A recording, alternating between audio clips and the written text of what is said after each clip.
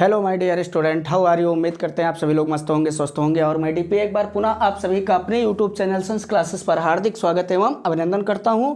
और आज हम लोग डिस्कस करेंगे क्लास 12 का जो सेकंड पेपर है ऑर्गेनिक केमिस्ट्री। ऑर्गेनिक केमिस्ट्री का जो फर्स्ट चैप्टर है हैलो एल्केन एंड हैलो एरेन। तो इस चैप्टर में हम लोग समझेंगे किसके बारे में, हैलो एल्केन के बारे में, कि क्या होते हैं हैलो एल्केन, ये कितने प्रकार के होते हैं, क्या इनका यूजेज है, इनकी प्रिपरेशन कैसे है, ये सारी चीज़ें आज हम लोग डिस्कस करेंगे। तो बात कर लेते हैं पहले किसकी, हैलो एल्केन की। तो हैलो एल्केन में जैसे कुछ एग्जांपल ले लें, जैसे हम क्या ले लें, एथिल ब्रोमाइड C2H5Br, या फिर हम क्या ले लें CH3Cl मतलब मेथिल क्लोराइड। तो अगर इन यौगिक को हम ध्यान से देखें और इनका अगर स्ट्रक्चर बनाए जैसे किसका C2H5Br का, तो यहाँ पर कार्बन आइटम्स कितने हैं, दो, तो एक कार्बन दो कार्बन। कार्बन कितने बंध का निर्माण करता है, तो हम कहेंगे कि कार्बन 4 बंध का निर्माण करता है। तो एक हाइड्रोजन, 2 3 4 और एक ये 5, इधर क्या हो जाएगा Br। अगर हम CH3Cl की बात कर लें तो इसमें कार्बन के कितने आइटम्स हैं, एक, तो एक कार्बन है तो ये कितने बंध का निर्माण करेगा 4, तो हाइड्रोजन कितने इसके पास 3, तो 1 2 और ये 3, इधर क्या जुड़ जाएगा Cl। तो अगर हम इस कंपाउंड की बात करें और इसमें इतने यौगिक की बात करें, मतलब किसकी, C2H5 की, तो C2H5 का अगर स्ट्रक्चर हम ध्यान से देखें तो इसमें कार्बन कैसे व्यवस्थित है, खुली श्रृंखला में। कैसे व्यवस्थित है, खुली श्रृंखला में। दूसरी कंडीशन, ये यौगिक जो है वो 4n+2π इलेक्ट्रॉन नियम मतलब हकेल नियम का पालन नहीं करेगा। वो जो यौगिक मतलब जिनमें कार्बन कैसे व्यवस्थित हो, खुली श्रृंखला में, और जो 4n+2π इलेक्ट्रॉन नियम मतलब हकेल नियम का पालन ना करे, उनको हम लोग क्या बोलते हैं, एलिफैटिक। क्या बोलते हैं, एलिफैटिक हाइड्रोकार्बन। अब यहाँ पर अगर हम बात कर लें C2H5Br की, तो इसमें C2H5 क्या है, एलिफैटिक हाइड्रोकार्बन। ये इतना कंपाउंड क्या है, एलिफैटिक हाइड्रोकार्बन, और इसके साथ में ये क्या जुड़ा है, Br। Br क्या है, हाइड्रोजन परमाणु। तो ये पूरा कंपाउंड क्या कहलाएगा, एलिफैटिक हाइड्रोकार्बन का हाइड्रोजन व्युत्पन्न। वो एलिफैटिक हाइड्रोकार्बन के हाइड्रोजन व्युत्पन्न को ही हम लोग क्या कहते हैं, हैलो एल्केन। एलिफैटिक हाइड्रोकार्बन के हाइड्रोजन व्युत्पन्न हैलो एल्केन कहलाते हैं। या दूसरी अगर इसकी हम डेफिनेशन की बात कर लें कुछ और, तो जैसे बहुत से एग्जांपल हैं, जैसे इसके नाम से ही हम इसकी डेफिनेशन क्रिएट कर सकते हैं। हैलो फिर क्या है, एल्केन। हैलो का मतलब किससे है, हाइड्रोजन से। वो हाइड्रोजन को हम क्या लिखते हैं, X2। एल्केन का मतलब क्या होता है, ऐसे यौगिक जो जिनका जनरल फार्मूला क्या होता है, CnH2n+2। क्या होता है, CnH2n+2।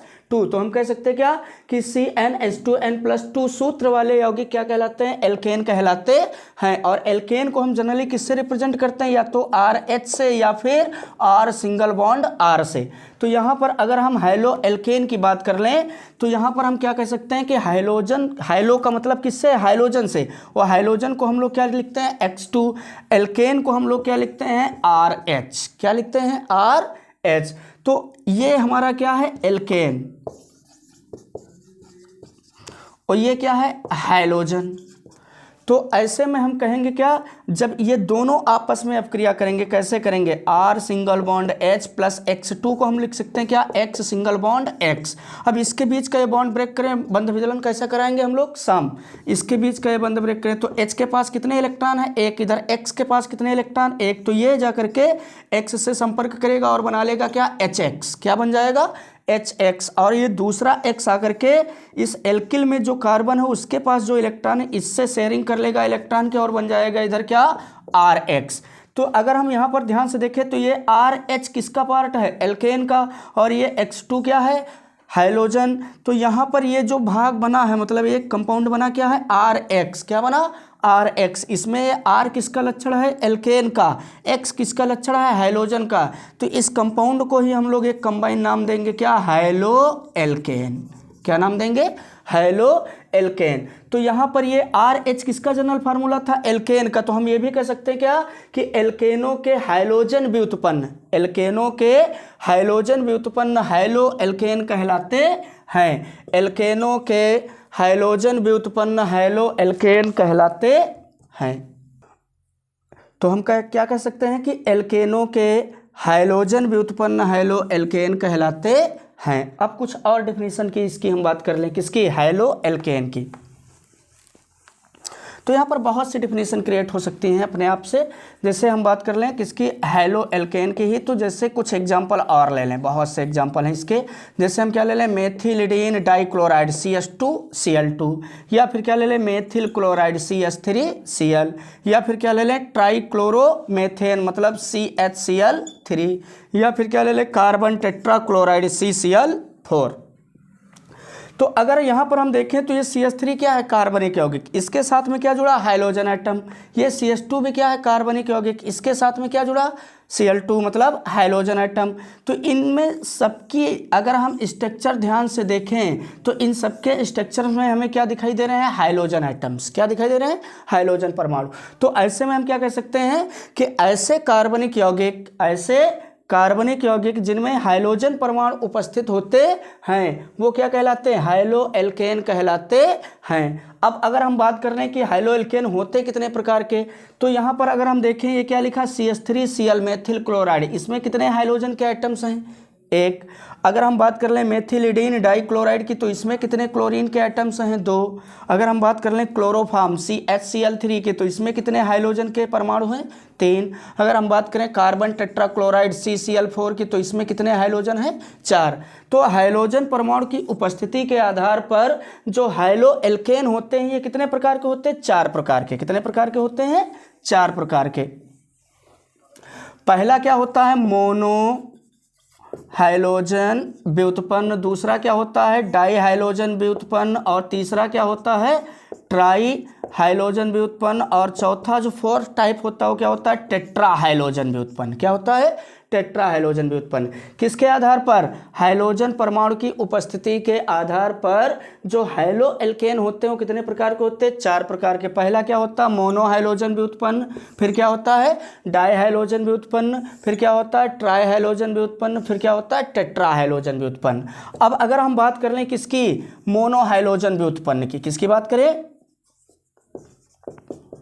मोनो हाइड्रोजन व्युत्पन्न की अगर हम लोग बात कर लें, तो अगर मोनो शब्द को हम पकड़े ध्यान से, तो मोनो का मतलब क्या होता है, एक। मोनो का मतलब क्या होता है, एक, और हाइड्रोजन व्युत्पन्न का मतलब क्या होता है, हाइड्रोजन डेरिवेटिव, मतलब ऐसे हाइड्रोजन व्युत्पन्न यौगिक जिनमें कितने हाइड्रोजन परमाणु उपस्थित हो, केवल एक हाइड्रोजन परमाणु उपस्थित हो, उसको हम लोग क्या कहेंगे, मोनो हाइड्रोजन व्युत्पन्न। जैसे CH3Cl मेथिल क्लोराइड, इसमें देखें तो कितने हाइड्रोजन के एटम है, एक, इसका मतलब ये क्या है, मोनो हाइड्रोजन व्युत्पन्न। या फिर क्या ले लें, C2H5Br एथिल ब्रोमाइड, इसमें कितने हाइड्रोजन एटम हैं, एक। तो ये भी किसका एग्जाम्पल होगा, मोनो हाइड्रोजन व्युत्पन्न का। या फिर हम क्या ले लें, C3H7Br, इसमें भी कितने हाइड्रोजन के एटम हैं, एक। तो ये भी किसका एग्जाम्पल होगा, मोनो हाइड्रोजन व्युत्पन्न का। तो जो मोनो हाइड्रोजन व्युत्पन्न है इनके नाम से ही पकड़े तो हम क्या कह सकते हैं कि मोनो का मतलब क्या होता है, एक। मतलब ऐसे हाइड्रोजन व्युत्पन्न यौगिक जिनमें केवल और केवल क्या हो, एक हाइड्रोजन परमाणु उपस्थित हो, उनको हम लोग क्या कहेंगे, मोनो हाइड्रोजन व्युत्पन्न। जैसे CH3Cl methyl chloride, C2H5Br ethyl bromide, या फिर C3H7Br प्रोपिल ब्रोमाइड। तो ये सब किसके एग्जाम्पल हैं, मोनो हाइड्रोजन व्युत्पन्न के। किसके हैं, मोनो हाइड्रोजन, C3H7Br, ये क्या है, प्रोपिल ब्रोमाइड। तो ऐसे में अगर इन तीनों का स्ट्रक्चर हम ध्यान से देखें तो इनमें कितने कितने हाइड्रोजन के एटम है, केवल एक और एक। मतलब ये तीनों किसके एग्जाम्पल होंगे, मोनो हाइड्रोजन व्युत्पन्न के। अब हम बात कर लें जो सेकंड टाइप है, तो सेकंड टाइप में क्या आता है, डाई हाइड्रोजन व्युत्पन्न। क्या आता है, डाई हाइड्रोजन व्युत्पन्न। तो जो ये शब्द है क्या, डाई का मतलब ही होता है क्या, 2।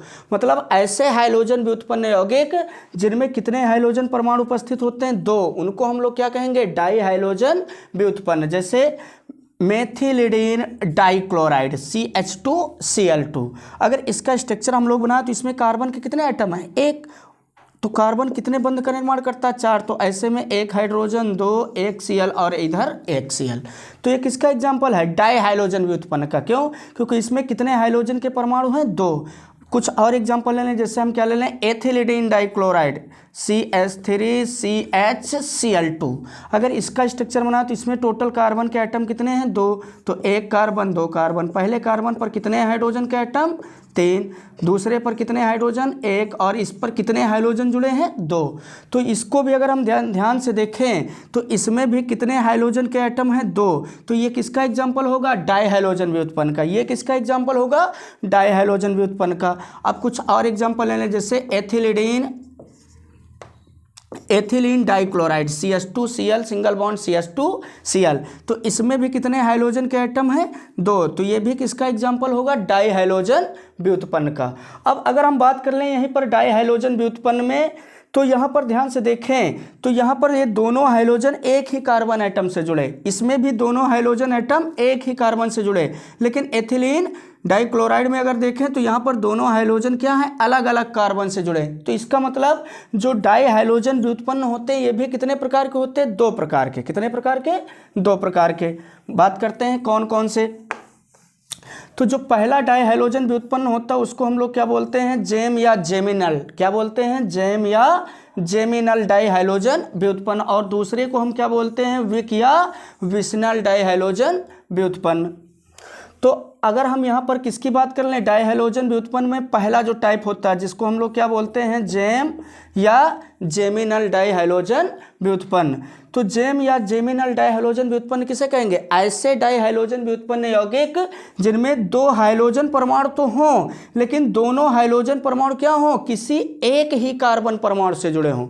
जैसे एग्जाम्पल ले लें क्या? मेथिलीडीन डाइक्लोराइड CH2Cl2। इसका अगर स्ट्रक्चर बनाए तो इसमें दोनों हाइड्रोजन परमाणु, ये दोनों जो क्लोरीन के एटम्स हैं, ये दोनों एटम्स किससे जुड़े हैं? एक ही कार्बन से। तो ये किस प्रकार का डाई हाइड्रोजन व्युत्पन्न होगा? जेम या जेमिनल डाई हाइड्रोजन व्युत्पन्न होगा।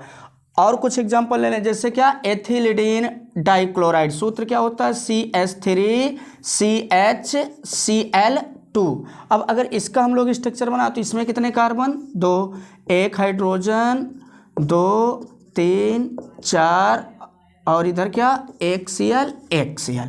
अब इसको भी अगर हम लोग ध्यान से देख लें तो इसमें 2 हाइड्रोजन के एटम हैं लेकिन दोनों हाइड्रोजन किससे जुड़े हैं? एक ही कार्बन परमाणु से। तो ऐसे डाई हाइड्रोजन व्युत्पन्न यौगिक जिनमें दोनों हाइड्रोजन परमाणु क्या होते हैं? एक ही कार्बन परमाणु से जुड़े होते हैं। तो ऐसे डाई हाइड्रोजन व्युत्पन्न को हम लोग क्या बोलते हैं? जेम या जेमिनल डाई हाइड्रोजन व्युत्पन्न। क्या बोलते हैं? जेम या जेमिनल डाई हाइड्रोजन व्युत्पन्न। अब इसके जो सेकंड टाइप होता है वो क्या होता है? विक या विशनल डाई हाइड्रोजन व्युत्पन्न। बी नंबर पर क्या आएगा आपका? विक या विशनल डाई हाइड्रोजन व्युत्पन्न। तो विक या विशनल डाई हाइड्रोजन व्युत्पन्न किसे कहते हैं? ऐसे डाई हाइड्रोजन व्युत्पन्न यौगिक जिनमें 2 हाइड्रोजन परमाणु तो हों लेकिन दोनों हाइड्रोजन परमाणु क्या हों? अलग अलग निकटवर्ती कार्बन परमाणु से जुड़े हों। जैसे क्या ले लें? Ethylene dichloride CH2Cl single bond CH2Cl। इसमें अगर देखें तो ये 2 हाइड्रोजन के एटम हैं लेकिन दोनों क्या हैं? अलग अलग निकटवर्ती कार्बन परमाणु से जुड़े हैं। तो ये किसका एग्जाम्पल होगा? विक या विशनल डाई हाइड्रोजन व्युत्पन्न का। विक या विशनल डाई हाइड्रोजन व्युत्पन्न का। अब बात कर लेते हैं किसकी? तीसरा जो टाइप होता है वो क्या होता है? ट्राई हाइड्रोजन व्युत्पन्न। क्या होता है? ट्राई हाइड्रोजन व्युत्पन्न। तो ट्राई हाइड्रोजन व्युत्पन्न किसे कहते हैं? ट्राई का मतलब ही यहाँ पर किससे है? 3 से। मतलब ऐसे हाइड्रोजन व्युत्पन्न यौगिक जिनमें कितने हाइड्रोजन परमाणु उपस्थित हो? 3। तो उसको हम लोग क्या कहेंगे? ट्राई हाइड्रोजन व्युत्पन्न। जैसे एग्जांपल ले लें क्या? क्लोरोफॉर्म CHCl3 या फिर ब्रोमोफॉर्म CHBr3। तो इनका अगर स्ट्रक्चर बना करके हम देखें तो एक ही कार्बन से यहाँ पर कितने हाइड्रोजन के एटम जुड़े हैं? 3, 1 2 3। तो ये किसका मॉलिक्यूलर फार्मूला है? क्लोरोफॉर्म का CHCl3। तो इसमें हाइड्रोजन के एटम्स कितने हैं? 3। तो ये क्या कहलाएगा? ट्राई हाइड्रोजन व्युत्पन्न। क्या कहलाएगा? ट्राई हाइड्रोजन व्युत्पन्न। जैसे क्लोरोफॉर्म या फिर ब्रोमोफॉर्म या फिर CHI3 मतलब आइडोफॉर्म। तो ये जो CHI3 है ये क्या कहलाएगा? आइडोफॉर्म। CHBr3 क्या कहलाएगा? ब्रोमोफॉर्म। CHCl3 क्या कहलाएगा? क्लोरोफॉर्म। और ये 3 के तीनों किसके एग्जाम्पल होंगे? ट्राई हाइड्रोजन व्युत्पन्न के। किसके होंगे? ट्राई हाइड्रोजन व्युत्पन्न के। अब जो इसका 4th टाइप आता है वो क्या होता है? टेट्रा हाइड्रोजन व्युत्पन्न। क्या आता है? टेट्रा हाइलोजन व्युत्पन्न। तो अगर हम टेट्रा हाइलोजन व्युत्पन्न की बात करें तो टेट्रा शब्द का मतलब ही होता है क्या, चार। क्या होता है, चार। मतलब ऐसे हाइलोजन व्युत्पन्न यौगिक जिनमें कितने हाइलोजन परमाणु उपस्थित हों, चार, उसको हम लोग क्या कहेंगे, टेट्रा हाइलोजन व्युत्पन्न। जैसे कार्बन टेट्राक्लोराइड CCl4, CCl4, इसमें अगर देखें तो एक ही कार्बन से कितने हाइलोजन के एटम जुड़े हैं, चार। तो ये कैसा व्युत्पन्न होगा, टेट्रा हाइलोजन व्युत्पन्न। तो ये जो क्लासिफिकेशन था ये किसके आधार पर था, हाइलोजन परमाणु की उपस्थिति के आधार पर। तो हाइलोजन परमाणु की उपस्थिति के आधार पर हाइलो एल्केन कितने प्रकार के होते हैं, चार। पहला क्या था, मोनो हाइलोजन व्युत्पन्न।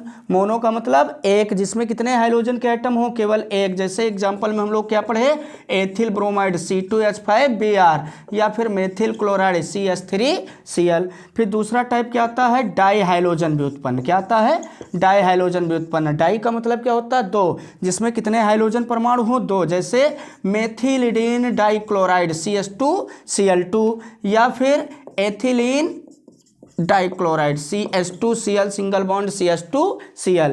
ये भी कितने प्रकार के होते हैं, दो। एक क्या था, जेम डाइहाइलाइड, और एक क्या था, विक या विस्नल डाइहाइलाइड।